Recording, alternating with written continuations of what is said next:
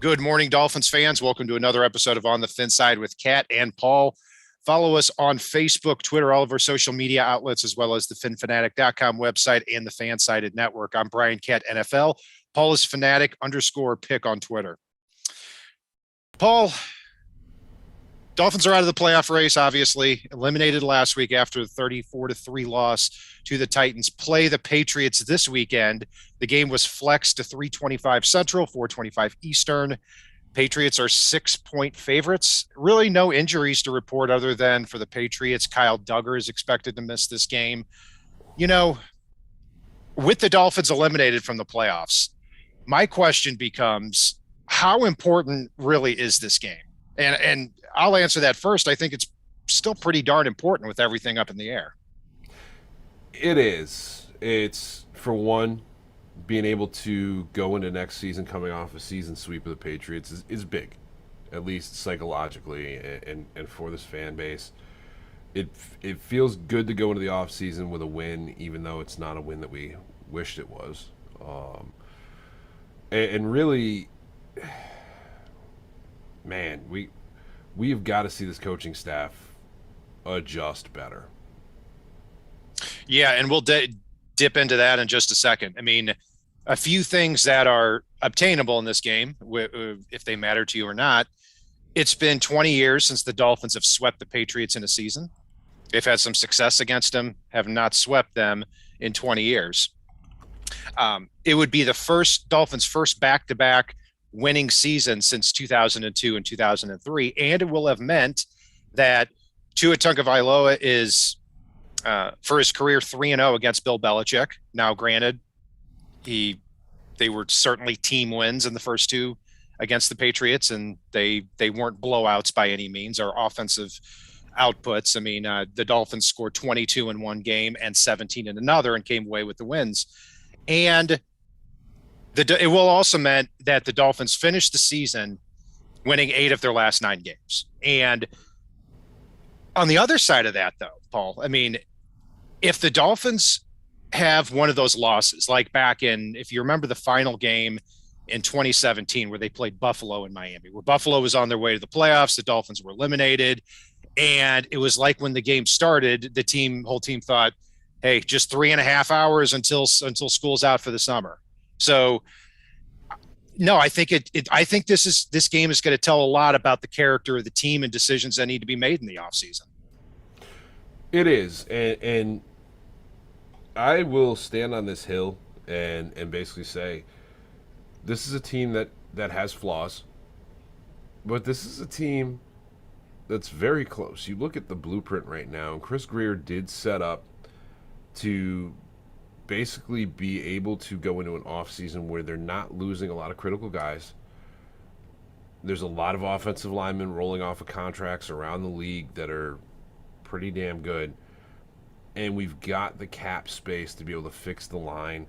This is a great running back draft and really be able to do a lot of things with this team to take that next step. I mean, this is a team that is one AJ Epineza block away from us discussing who Miami's playoff matchups are right now. This is a team that's, I don't know, if they ran cover 0 or that dancing defense, but before the win against the Ravens on Thursday Night Football in week 9, or week 10, Yeah, their 9th game.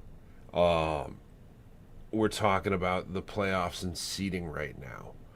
This is a team that, you know, if they game plan for weather, and instead of just like, oh, we didn't account for the fact that there's weather out of doors in football. Maybe we're talking about playoffs right now. I mean, it's like you could start ticking these coaching failures down, and despite this being a flawed team, this is definitely a team that's a playoff team. right. And sticking on that point, earlier this week, Mike Gesicki, in a media session, was point blank asked, did the Dolphins prepare for this cold and rainy day here in Tennessee? And he very straight answered no. And yeah, I mean, that's it's telling. And we saw that play out throughout the game. I mean, Duke Johnson, 7 carries for 49 yards. I mean, he has 3 carries for first downs of over 10 yards in the first half, and the Dolphins just don't run the ball again. And this wasn't a blowout game until the fourth quarter. It was 9 minutes left in the game, and the Dolphins had the ball driving downfield to try to bring it within a one-score game with 9 or 10 minutes left in the game. So, yeah, there's no excuse for that. And then the Titans ran the ball, had 198 yards rushing, but the key thing to remember is they had about 100 of those yards in the fourth quarter when after they wore down the Dolphins defense. So the Titans had a game plan to come in and win this type of game. Ryan Tannehill made high percentage throws when he had to make them, didn't do anything else otherwise. And the Dolphins, it was kind of like they were just playing a sunny day in Florida. Yeah, and on top of that, it felt like they got away from that cover zero and went back to boring old defense again in this game. Like, if they had run this defense against the Titans at full strength in clear weather, it wouldn't have been as effective as their normal defense that they've been running since the Ravens game. It's the couple of times they've gotten away from it since then. Yes, the offense wore down the defense. I will stand on that hill and scream it with you. But if they keep when they've gotten away from that defense since the Ravens game, they've struggled at times. And it's very telling. You can see the emotion being different for this Dolphins defense. You can see the gameplay being different for this Dolphins defense. And the way they play with a chip on their shoulder when they're in that dancing defense and cover zero is a whole different team. And you can see it statistically up and down the board, up and down the season. Well, I agree with you overall, but I didn't have a problem with their game plan against the Titans at all defensively. I mean, heading into that, the final 10 minutes of the game, the Titans were averaging a little over 3 yards a carry on the ground, and Ryan Tannehill had 120 yards passing, and the Titans offense had put 17 points on the board. And if you take a look at if they were to come with heavy blitz against Tannehill, you watch the one play that they did, and he just threw it over the defender's head, short pass to Dontrell Hilliard, who took it for 50 yards. It was called back on a holding penalty I don't think should have been called. But, I like when I thought they were still staying aggressive and showing some different looks. And that's what they need to continue to do. The real problem, obviously, was the offense. And I went back and I watched this game on the All-22, and it was even, for Tua, it was even worse than I thought. I mean, there were open receivers in this game, and one that just made me so angry was that one rollout play action rollout. He's got Isaiah Ford wide open. I mean, for a 30-yard gain, and he just throws it behind him and throws it off the back of his heel. I mean,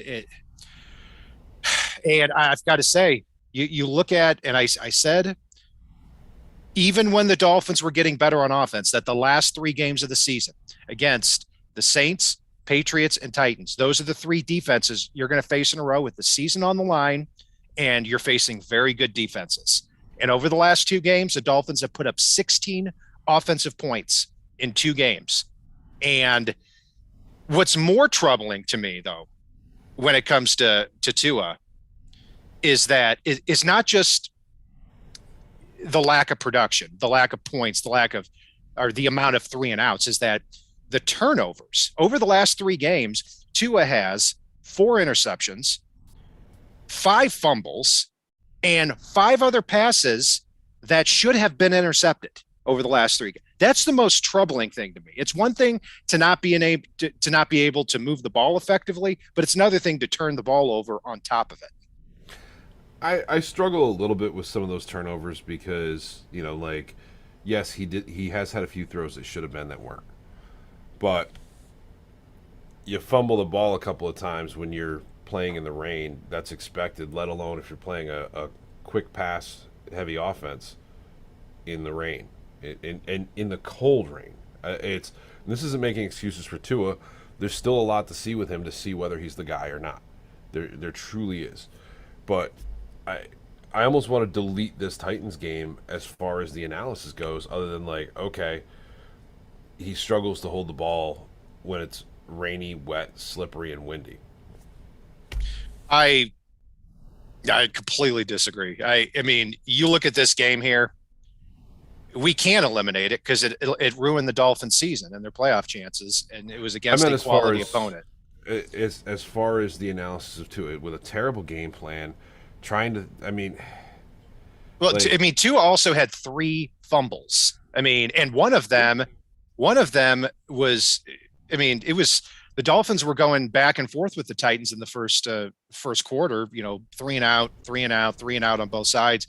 Titans put together a scoring drive. Dolphins get the ball back, and instead of matching them, Tua drops the ball at his own 14-yard line. It is inexcusable. And it's inexcusable for this offensive coaching staff to have not prepared for a game. It's inexcusable for Tua to play that way. But here's the other thing, too, is in terms of on a normal game, yes, I understand. And, you know, in terms of what he can bring to the quarterback position, I do understand that, too. yeah, and it's very much a situation though for me where I'm pretty ripped at the coaching overall. It's you know full well, anybody that's played this sport knows full well, when your coaching is trash or stupid and it's being proven to be stupid throughout a game, whether you want to or not, whether you're putting the effort in or not, it's disheartening. And I didn't see Tua not care. There were a couple of moments like when he took that sack, it was stupid, but really, you're throwing a pass heavy offense in crappy weather that was badly called enough that your tight end in a national media session gets asked about if there was game plan for the weather that was projected for that game, and his answer was no.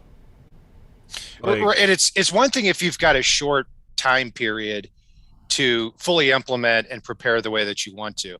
But when you have a running back and Duke Johnson who's averaging 7 yards a carry, and you say no, we're not going to play that type of game. We're going to throw the ball like the weather doesn't matter. Yes, that's stupid, and that it plays a big role in what cost the Dolphins the game here too. I also look at it and say, okay, every time when Tua is on the road late in the season against a good opponent, which we're going to see over the next several years against the Bills and the Patriots, is this the type of performance that we can expect?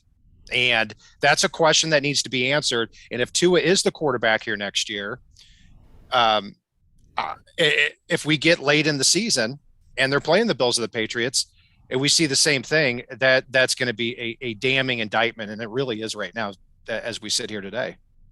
yeah, and you look at the first Bills Patriots game, the very first Bills Patriots game.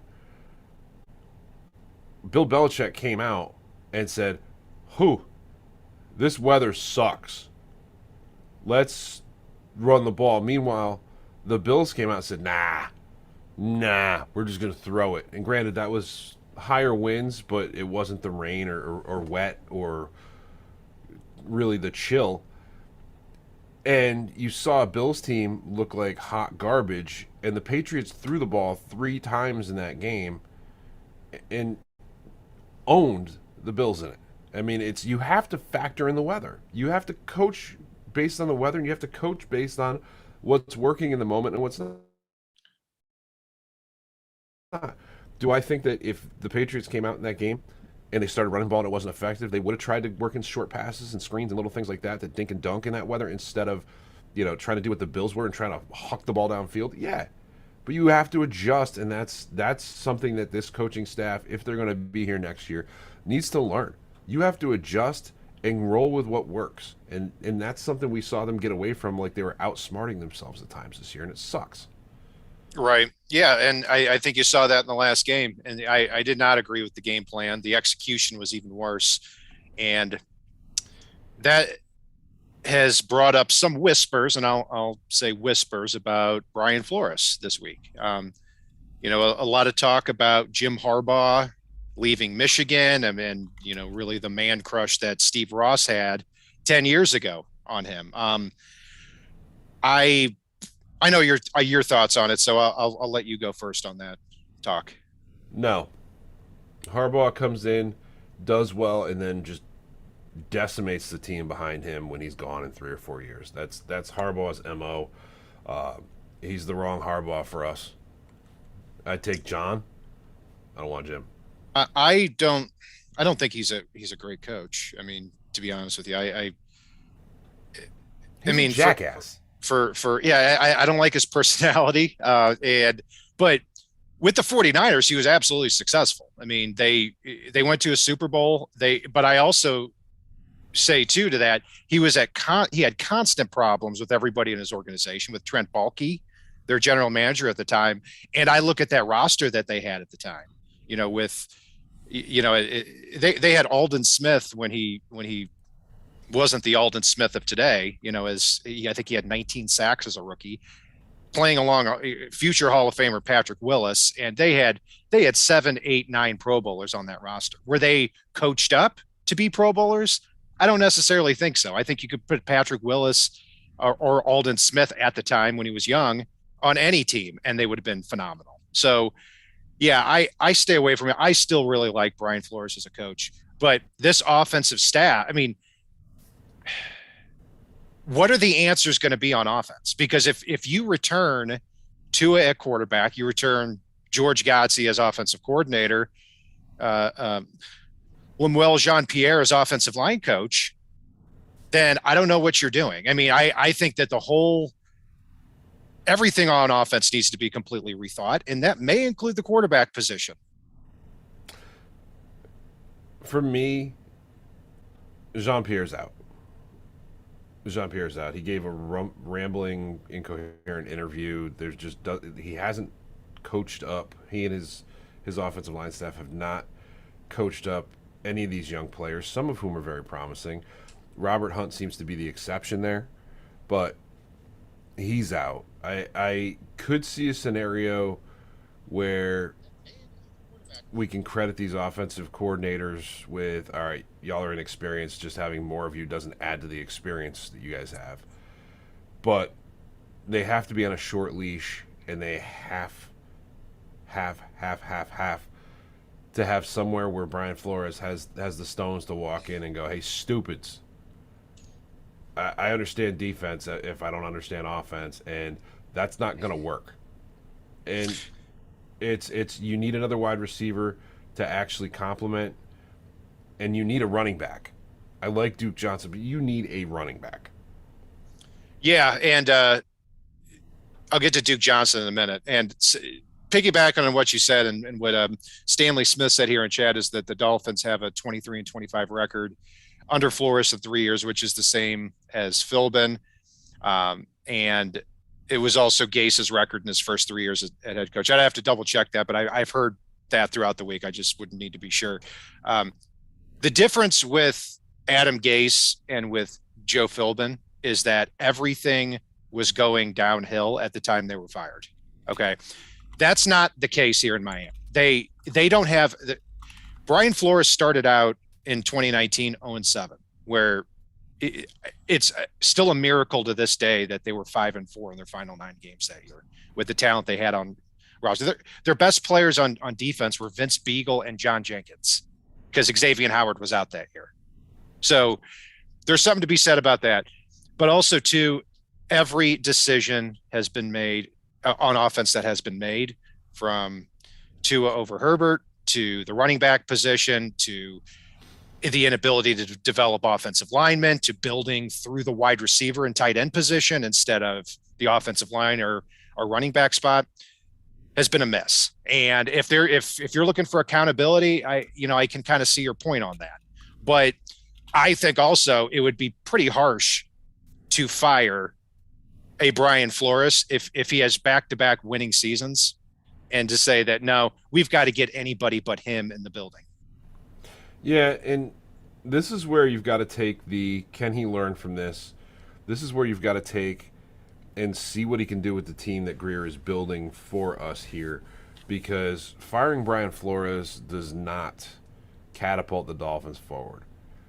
You end up getting a coach in behind him that is, A, going to want to run his own system his own way, with his own guys and his own style of guys, you're basically going to be cutting players that don't match that coach's style, eating up cap space and with dead money, and going out and trying to spend and draft a completely different style of team, most likely, mishmashing your offense and your defense, and setting yourself up for a rebuild again. And this is a team that, if the coaching can figure it out and they can do some of the things this offseason, my first exercise for the offseason, I wound up signing 2 offensive tackles. They weren't necessarily the top guys, but I got news for you.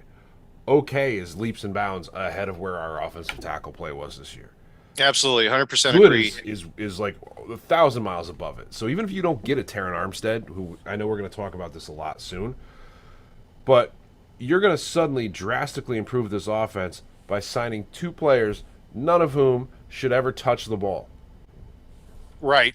And it also takes those what you have at tackle, Jesse Davis and Liam Eichenberg, and it pushes them inside to guard where they're clearly more suited to play. So it strengthens the interior of that line too. Now, going back to Tua, and I know I've ripped on him a lot in this episode here, my question becomes, what is your pathway to being a better team passing the football and being a better offensive team in 2022 and beyond?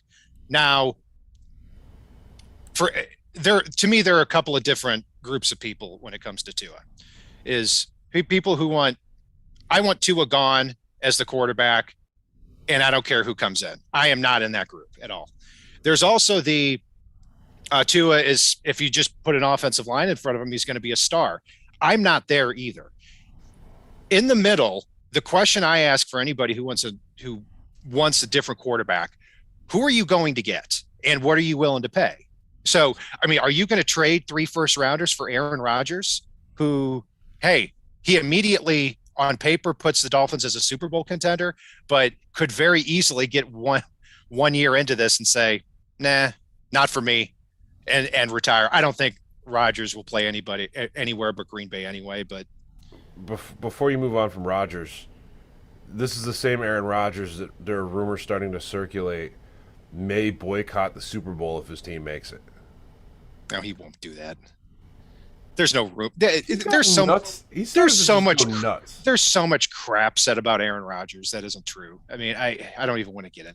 Aaron Rodgers is the best player in the league, and as far as I mean, if I heard that the Dolphins traded for him, my first reaction would be like, oh my gosh, we might go to the Super Bowl this year. But I think it would be a bad play overall, because he could come in here, some bad things happen, Dolphins go 8-8, and he said, not for me, and then rides off into the sunset. So are you going to trade 3 or 4 first rounders for Deshaun Watson if he's available? We could have a whole show on that, but it's not looking promising, and every time I hear more about it, things get worse. Are you going to trade a first or a second round pick for Matt Ryan, who's on a decline? Are you going to trade a first or second round pick for Jimmy Garoppolo? No, I'm not doing that. Are you going to trade 3 first rounders for Russell Wilson, who's 34 and might be on a decline? Some say yes, and when you look at the other scenarios, might actually be the best route if the Dolphins are going to do something. But I don't think that's a good scenario either. So my point in this long-winded tirade here is, to me, the best pathway is getting the 2 best offensive tackles in the free agent market. Do whatever you can. Get Teron Armstead at left tackle, get Trent Brown at right tackle. Shove the other resources inside, and let's go from there. That would be my plan. Yeah, I mean, it's I would look to the mid rounds to bring somebody in that you think you can develop if Tua doesn't work out. Some of the guys we've looked at over the past years include guys like Davis Mills. One of the ones was the mustache there. Minshew. Minshew. I mean, he wouldn't have been the guy, but he would have been. I wish we had him as a backup instead of Jacoby Brissett this year. You look at free agency. Tyrod Taylor is the number 1 free agent quarterback right now for the offseason. Teddy Bridgewater. I would mull Jameis Winston, but I don't think the Saints are letting him get away, and I don't think he wants to leave the Saints. It's then you got guys like Cam Newton, Ryan Fitzpatrick, Marcus Mariota. Yeah, these are all backups. I mean, Yeah, there's no doubt about. I mean, you're not bringing Fitzpatrick back, obviously. Yeah, I mean, I'm not in favor of giving $5 million a year to a backup quarterback who, if all goes well, shouldn't see the field anyway. And Jacoby Brissett is a prime example of that. And so, as far as the game's concerned, Paul, I do think this is a huge game for Tua. It's this could make a difference of whether or not the Dolphins go into the offseason saying we need to do something at quarterback or not. Because if we come out of this game and the Dolphins have won and they've played well on offense against a Patriots team who this game does matter for, if they win and the Bills lose to the Jets, which probably isn't going to happen, but the Patriots are going to come in and play hard, and they're going to play as if they can win the division this game. If you can beat them under those conditions and Tua does well throwing the ball, I think that's going to make a major difference in the decision making here this offseason. On the other side, if the Dolphins lose a 27-10 game where they can't move the ball, now you head into the offseason saying, okay, we don't feel good about beating the Patriots or Bills next year. it's going to depend for me. It's hopefully they're able to move the ball, but if it's because their pressure from the outside beats up Jesse Davis over and over, okay, we can fix that. Like if they have plays where Tua gets time and he's able to get the pass off, where they run over left guard and Austin Jackson actually blocks well, and they're able to move it a little bit on those plays where it really depends more so on what I see on the field than it does on whatever shows up in the final stat line.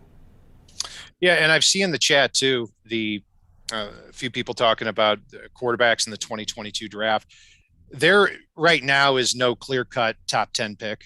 There are 4 or 5 quarterbacks who could possibly go in the first round. I mean, talking about guys like a Pickett from Pittsburgh, Sam Howell from North Carolina, Malik Willis from Liberty. That would be an interesting option because the Dolphins are, and here's why, and hear me out on this. No, I don't want them to draft a quarterback in the first round, but it could be a little different than other teams. The Dolphins will be picking somewhere between 17 and 24 unless the 49ers go, win their first playoff game against probably the Bucs or the Rams in their stadium. Because immediately I say I don't think it's good to have 2 quarterbacks who you kind of believe in, have them split reps, etc. But Tua is used to this now. He is used to having to prove himself week in and week out. He's used to having to drown the noise out. So if a quarterback falls to that spot and you think, Malik Willis is a shot in the dark and he needs to be developed and coached up, maybe they do that. Maybe they think in terms of risk management, that's their best way to get to the quarterback position, get the quarterback position to play at a higher level without shelving out $30 or $35 million. I don't think it's going to happen, but it is something to keep an eye on.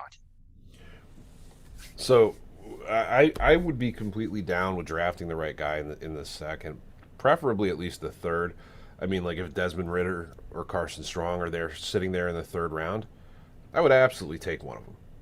100%, no pause or hesitation there, because I do think that there's a lot of promise there. I mean, what those guys do well. I think I saw a comparison for Strong, which was his upside is a hybrid of what Josh Allen and Justin Herbert do well.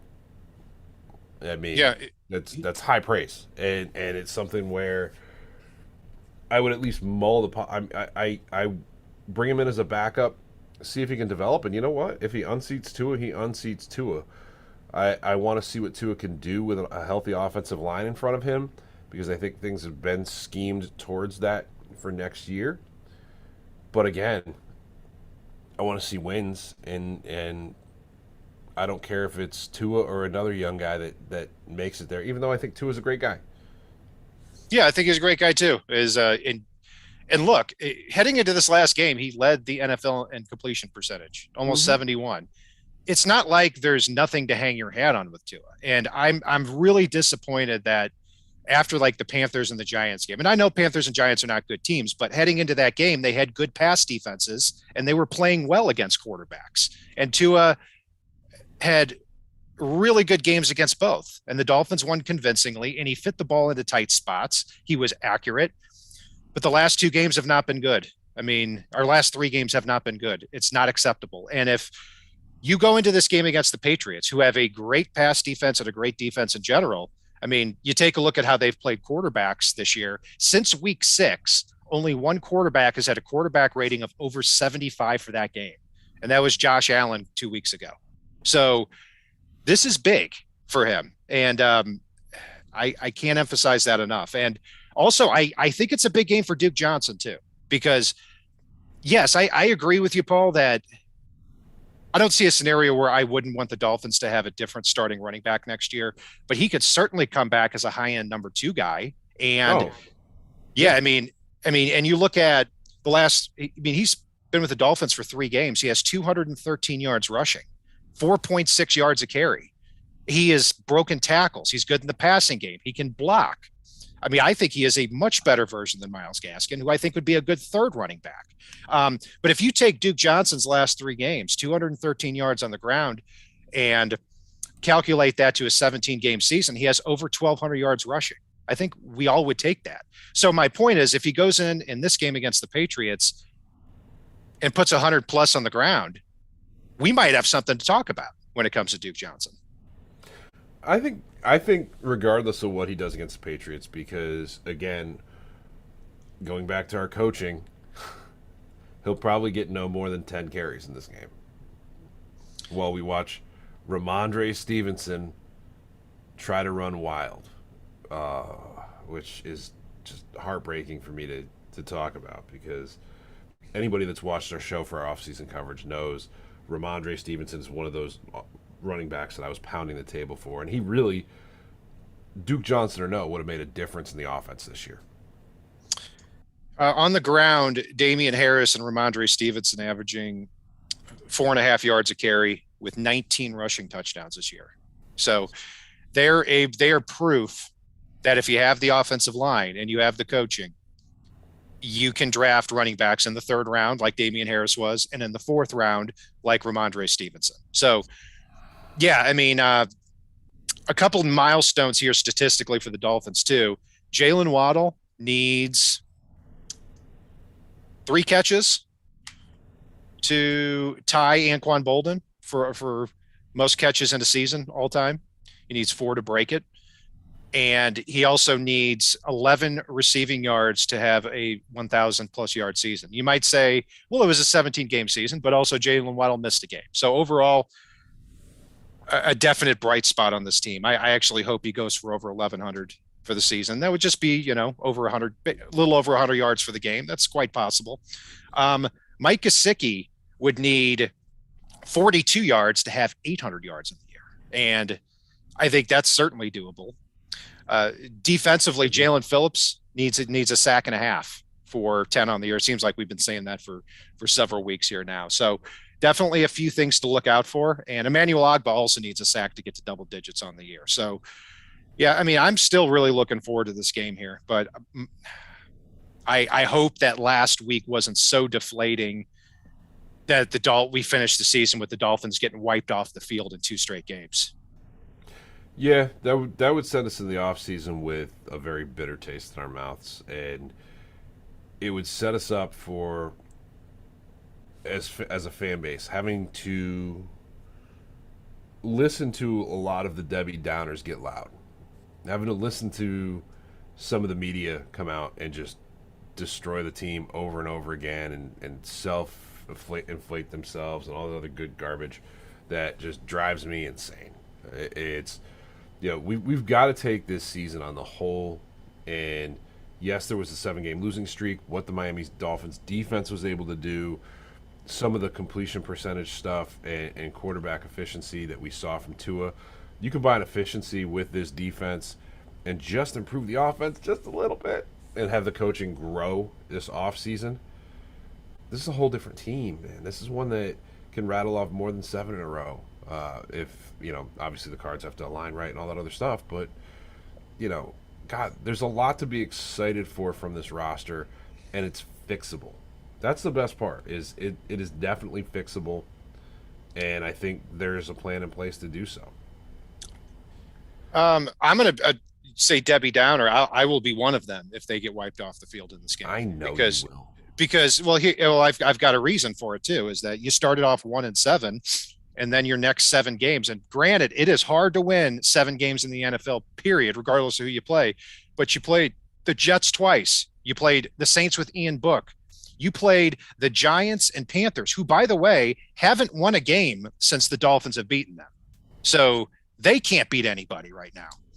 So that needs to be factored in. And that's why, to me, as far as looking at and evaluating the roster, why this game is important, you need to go out showing we can beat talented teams that have something to play for. And if you don't, and you get wiped off the field here, I'm going to look at this season and say, you started 1-7, you had a cupcake schedule for the next 7 games, and then when it mattered, you got wiped off the field in the final 2 games. That's how I'm going to look at it if the Dolphins lose convincingly. And I'm going to jump ahead to predictions, and I'm fearful that the Dolphins are not going to have a great game here. And I'm going 27-10 Patriots. Okay. I don't feel good about what the offense can do right now. And I think it's going to make for an extremely interesting offseason, just like we've been talking about for the last couple of minutes here. Yeah, and I'm going to throw my prediction in 1 second. I just want to answer one thing in chat real quick. Glenn, you said the Dolphins couldn't run the football last week. They could. If you look at what they were able to accomplish when they actually ran the ball, they actually ran it pretty well last week. The problem was they didn't. They stopped.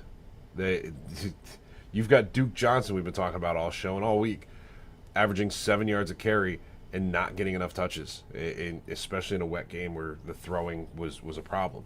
So, I think this is going to be a lot closer game than people think. I think the Patriots do pull it out, but I'm going to say 23-20 Patriots. And if it were 23-20 in a close game, to be quite honest, that might be good enough for me.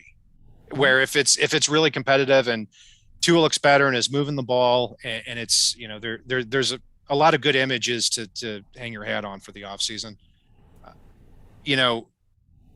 It's if we're sitting here early in the third quarter and it's 20-3 Patriots, and it's like, we don't know what to do then. But I could certainly see, and this is going to say a lot about how hard the team is willing to play for Brian Flores. I don't think his job is in jeopardy, but if you have these last 2 games where you get wiped off the field, you might start to hear some of those whispers.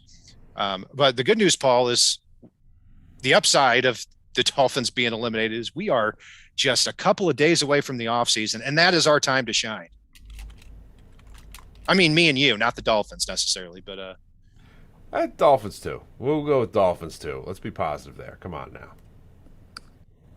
No, thanks. No, but we're going to have a lot of fun stuff here this offseason. We're going to talk about free agency, the NFL draft. Obviously, those are the 2 main staples. And, we're only 9 days away from all the underclassmen declaring. So we'll have for the NFL draft. So we'll have a lot to talk about there. We've got the Senior Bowl coming up here in a few weeks. And then after February, we've got free agency and then NFL draft talk from there on out. So we are going to be around the clock here, or well, not around the clock, but this is going to be a 12-month thing for us here. So we're going to have several shows a week. We'll update you on those schedules. It's been a little bit unpredictable with when we've been on live. We've tried to keep you updated as best as we can, but with Christmas and New Year's falling on Saturday, with me being out of town for a week, Paul being out of town for a week, it's been a little bit inconsistent. We thank you for staying with us on that. And Paul, anything else that jumps out to you here before we sign off? Yeah, I was gonna say, I know we've been unpredictable at times with when we're gonna be on here. I know we try to follow our regular schedule, but here's the thing: make sure you guys subscribe and turn the notifications on, and then when we do go live, you'll get a little pop up and it says, "Hey, on the FinSide is live right now talking about some stuff." You can either choose to watch it live or watch it later, but you know we're there. So give us some Absolutely. love. In fact, I didn't even know that. So yeah, I learned something here today too. That's So, why I was like, "Oh wait, no, don't sign off yet." man. Well, thank you all for joining us this morning. Be sure to catch the replay and the replays of our previous shows too. We've got a lot of good stuff there. And that's going to do it for our breakdown of the Dolphins Patriots matchup here this Sunday in Miami. I'm Brian Cat NFL on Twitter, Paul's Fanatic_pick. Be sure to follow us on Facebook, Twitter, finfanatic.com, as well as the Fansided Network. And if it's not on the right side and it's not on the left side, it is on the Fin side.